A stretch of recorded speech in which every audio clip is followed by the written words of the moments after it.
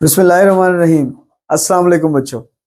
Physics times channel पर अब हम अपनी नेक्स्ट वीडियो लेकर आए हैं जिससे हमारा चैप्टर 12 कंप्लीट हो जाएगा। और सुनाएं, आपने पिछले वाले जो एमसीक्यूज थे उनको प्रैक्टिस किया या नहीं, कमेंट्स में बताएं। और आपने इसको पीछे से रिवाइज भी करते चले जाना है और फिर इसको कंटिन्यूएशन से लेकर चलना है। और रजिस्टर खोल लिया करो आप। हाँ जी, आप ही से बात कर रहा हूँ, रजिस्टर खोल के पढ़ा करो ताकि कोई चीज नोट भी हो बीच में। अजीब बैठे हो, वीडियो देखी जा रहे हो, ये क्या तरीका है भाई आपका?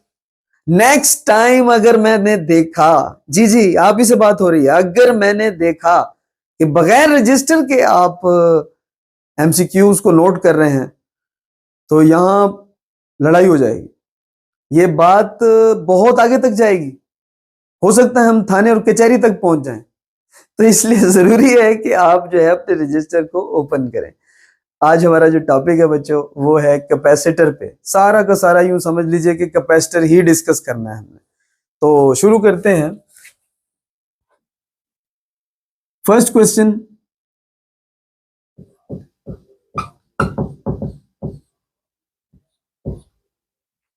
कैपेसिटर का आपने सबसे पहले यूनिट बताना है। What is the unit of capacitor? Good, farad. Wow, what a great shot. Capacitor is not a parameter, not a quantity, it's a device.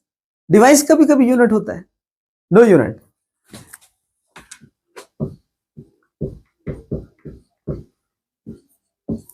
अच्छा, अब नेक्स्ट क्वेश्चन है कि अगर ये कैपेसिटर आपके पास पड़ा हुआ है और आपने इसे बैटरी से अटैच कर दिया, तो पहला इलेक्ट्रॉन जो यहां से इमिट होगा, डिस्चार्ज होगा फ्रॉम दिस प्लेट, उसकी स्पीड सबसे ज्यादा होगी या सबसे कम होगी?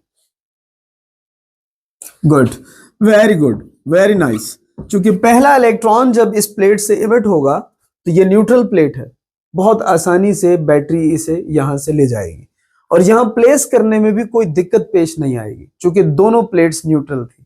तो इस वजह से पहला इलेक्ट्रॉन सबसे फास्टेस्ट होगा।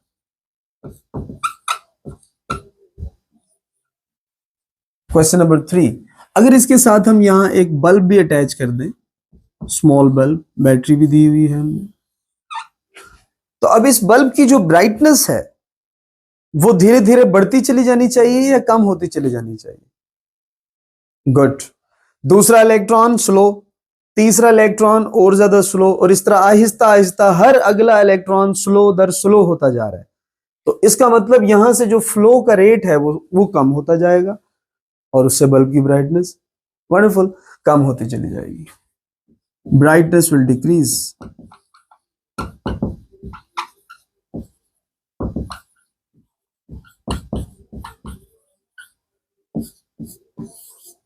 क्वेश्चन नंबर 4, आपने ये बताना है कि प्लेट पर चार्ज डेवलप होने के फौरन बाद कौन सी चीज इंक्रीज करेगी? पैरामीटर का नाम बताएंगे।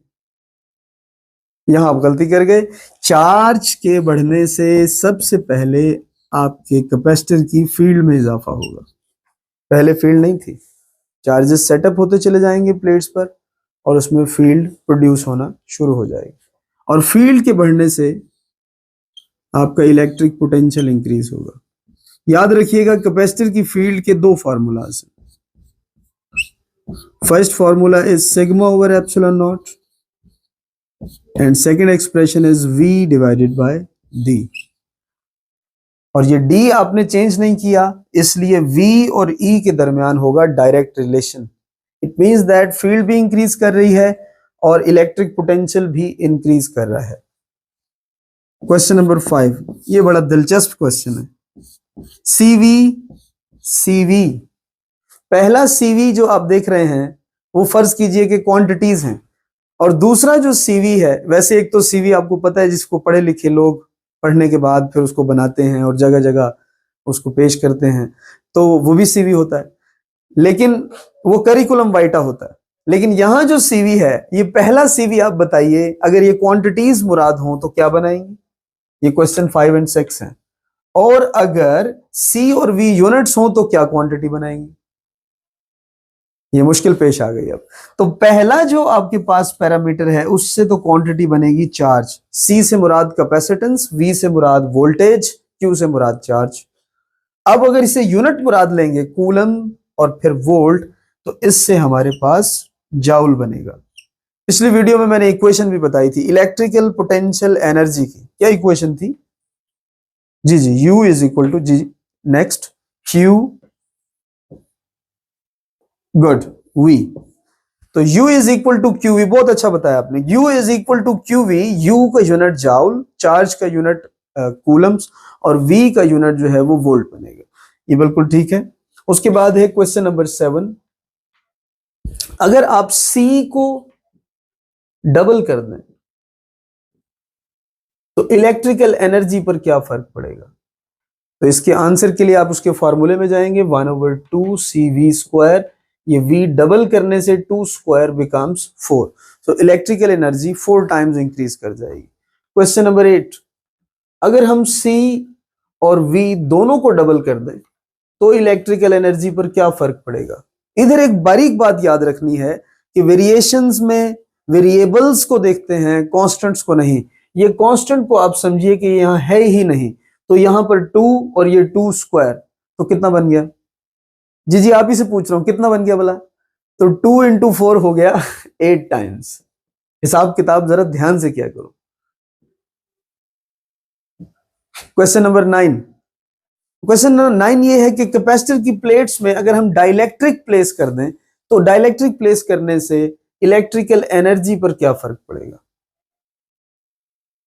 तो हम जानते हैं कि electrical energy is stored in the capacitor in the form of electric field. When we place dielectric, electric field will decrease, so electrical energy will decrease. ये एक आसान तरीन लॉजिक है जो आप इस पे अप्लाई कर सकते हैं।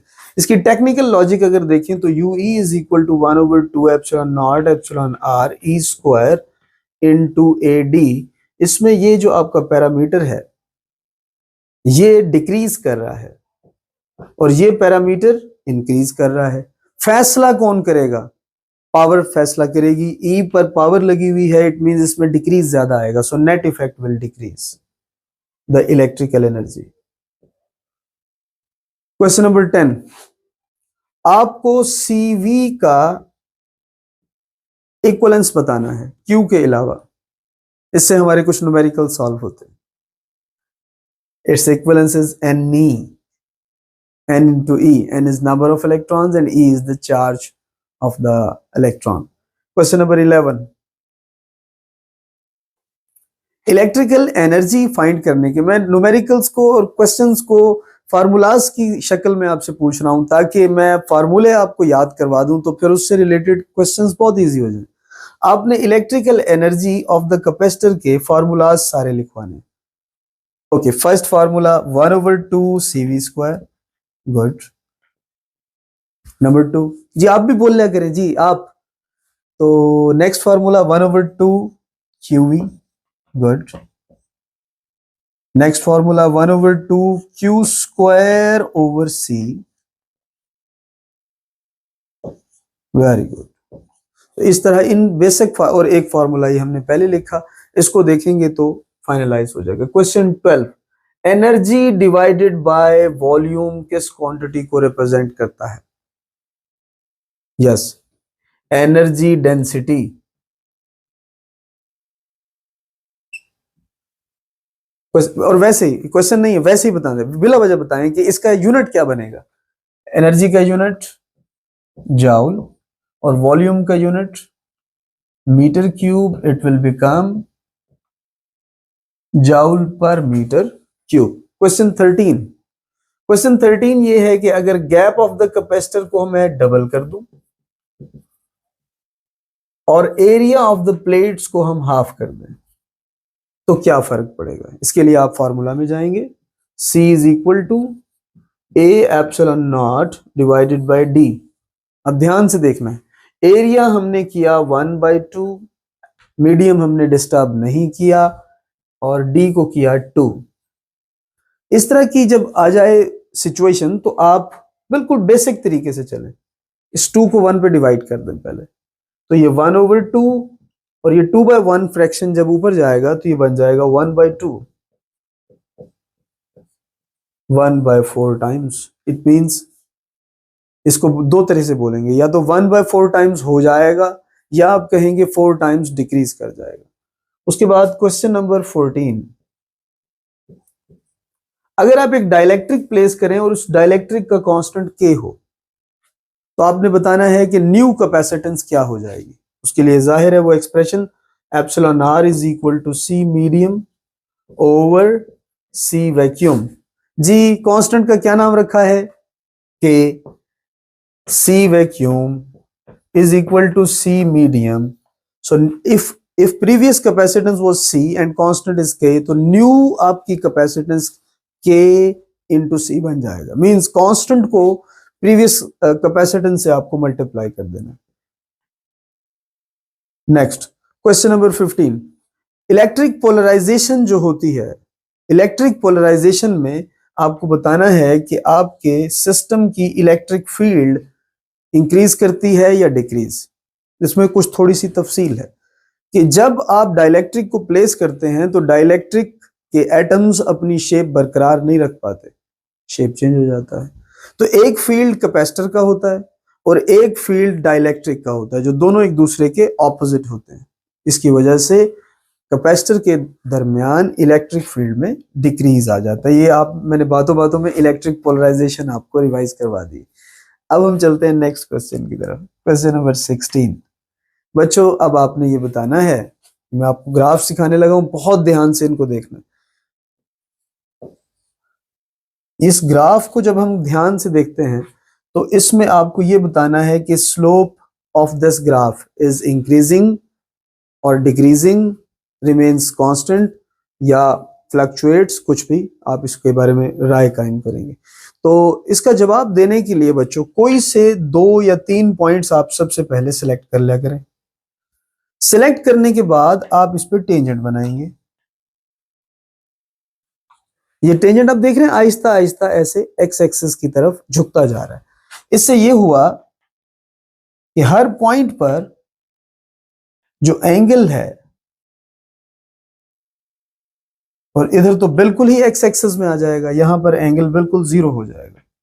It means angle is continuously decreasing and we know that theta is proportional to tan, theta is proportional to slope of graph. कोई भी ग्राफ का स्लोप tan थीटा के इक्वल होता है। तो अब आपका थीटा चूंकि कॉन्टिन्यूसली डिक्रीज हो रहा है, tan थीटा भी डिक्रीज होगा, स्लोप भी डिक्रीज होगा, और slope of QT curve current को चूंकि रिप्रेजेंट करता है, तो कैपेसिटर का करंट आहिस्ता आहिस्ता कम होता चला जाएगा और अल्टीमेटली यहां पहुंचकर 0 हो जाएगा। Question number 17। क्वेश्चन 17 में आपने ये बताना है कि एक कैपेसिटर को फुल्ली चार्ज करने के लिए कितने टाइम कांस्टेंट्स रिक्वायर्ड होते हैं। बिल्कुल सही आंसर 5 टाइम कांस्टेंट। लेकिन आपने देखा कि चूंकि ये प्रोसेस स्टार्ट में बड़ा फास्ट होता है और आहिस्ता आहिस्ता स्लो होता जाता है, जिसे हमने जस्टिफाई किया, तो शुरू के जो 63% चार्जेस हैं वो सिर्फ एक टाइम कांस्टेंट में डिपॉजिट होते हैं, और बकिया जो 37% चार्जेस हैं उनको 4 टाइम कांस्टेंट मजीद लग जाते हैं। Process gradually slow slow slow होता जाता है। Question number 18। अगर इस कैपेसिटर के साथ एक रेजिस्टर लगाया जाए, फर्स्ट केस में रेजिस्टर का अमाउंट ज्यादा रखें, सेकंड केस में रेजिस्टर का अमाउंट कम रखें, तो आप बताएं किस केस में ज्यादा टाइम लगेगा और किस केस में कम टाइम लगेगा। एक इसकी बिल्कुल लॉजिकल वे से अगर आप समझें कि रेजिस्टेंस बहुत ज्यादा है, फ्लो मुश्किल होगा तो टाइम ज्यादा लगेगा, और रेजिस्टेंस अगर कम है तो फ्लो बड़ा आसान होगा तो टाइम कम लगेगा। ये एक तरीका है। लेकिन दूसरा तरीका हमने यूज करना है T is equal to RC and T is proportional to the R। तो जितना टाइम आप देखेंगे कि रेजिस्टेंस के साथ साथ डायरेक्टली वेरी कर रहा है, तो large resistance large amount of time is required, and for small resistance small time is required. Question number 19। Question number 19 ये थोड़ा और डिफरेंट कर लेते हैं। अब चार्जिंग के ग्राफ की बजाय अगर हम डिस्चार्जिंग के ग्राफ को देखें, तो डिस्चार्जिंग का ग्राफ क्या रिप्रेजेंट करता है? बिल्कुल वही काम करना है बच्चों।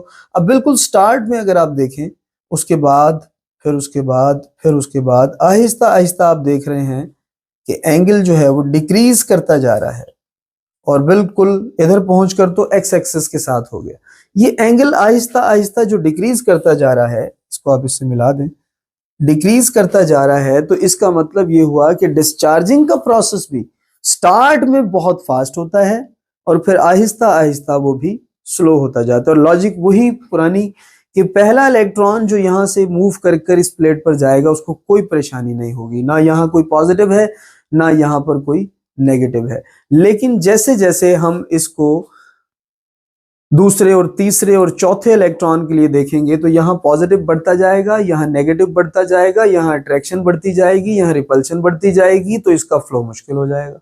डिस्चार्जिंग को समझें, फुली पॉजिटिव है, फुली नेगेटिव है, पहला इलेक्ट्रॉन निकल कर यहाँ जाना चाहता है, बड़े सुकून से जाएगा।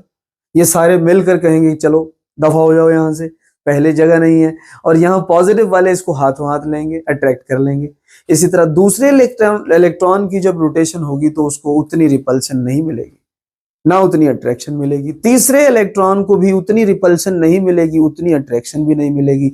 इस वजह से ये प्रोसेस आहिस्ता आहिस्ता स्लो होता चला जाएगा। तो डिस्चार्जिंग हो या चार्जिंग हो, इसका ट्रेंड बताना पड़ जाए तो ये एक पूरा मेथड है, पूरी एक थिंकिंग है जिसके प्रोसेस के तहत आप आंसर दे देंगे। लास्ट क्वेश्चन बच्चों, क्वेश्चन नंबर 20,